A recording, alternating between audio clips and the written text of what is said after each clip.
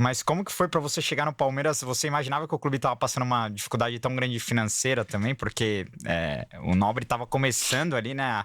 Foi o início da chave da virada ali, mas em 2014 foi um ano muito complicado pro Palmeiras, né? Ainda tava pagando muita coisa, muita dívida. O time também não era tão forte assim, né? Enfim, quando você chegou, você imaginava que o cenário ia ser tão desafiador, assim, que o clube ia penar pra ficar na primeira divisão? Não, sinceramente, nós não esperávamos que fosse tão complicado a permanência na Série A, por ser uma última rodada, no caso, né? Foi um jogo de muita tensão contra o Atlético Paranaense na época, mas para mim, eu chego no Palmeiras dia 6 de janeiro de 2014, nós fomos para Itu, o Gilson Klein, o treinador, começa a pré-temporada ali, nós perdemos o título do Paulista pro Ituano, né? Foi isso? Na semi. Na semi. O Ituano é campeão em cima do Santos. Em cima do Santos, e aí vem o Brasileiro. As coisas não deram certo, depois o Gilson acabou saindo, depois o Gareca veio não tendo os resultados esperados, né? Porque o Gareca veio com uma contratação de fora e as coisas acabaram não acontecendo bem. Foi tudo muito, muito forte, né? Porque era o meu segundo ano como auxiliar técnico, com as experiências mais fortes, de mais vezes como treinador, e num peso muito grande. O Paulo Nobre veio para... O salto de qualidade veio com o Paulo Nobre, mas aquele ano ali foi muito difícil. Foi um ano de Palmeiras, como você falou, de dificuldade financeira ainda, o Paulo ajudando. Sem patrocínio, né?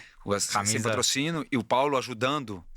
Eu me lembro muito bem que o termo que era usado até, porque o Paulo fazia de muito amor pelo Palmeiras, era o empréstimo de pai para filho, né? Porque ele emprestava o dinheiro pro Palmeiras, e foi todo aquele ano difícil que nós vivemos, né?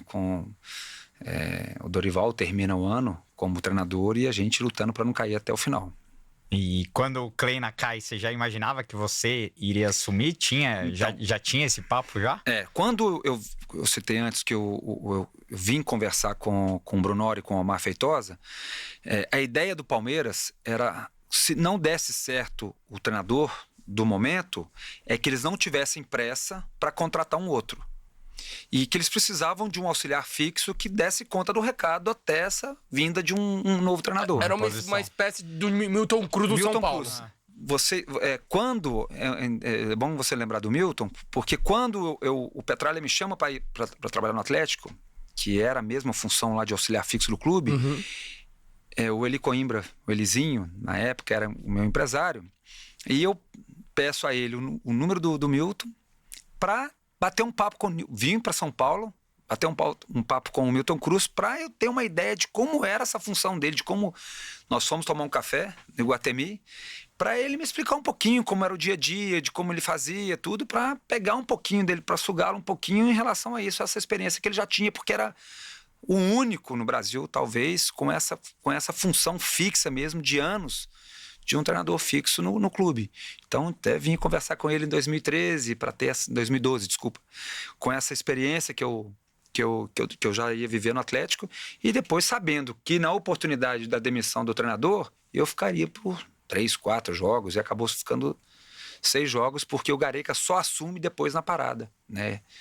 E um cara espetacular também, porque elogiou muito meu trabalho na época, ele vinha para assistir alguns jogos, vendo o trabalho de longe, sem querer interferir em nada, respeitando muito aquele momento que a gente estava vivendo.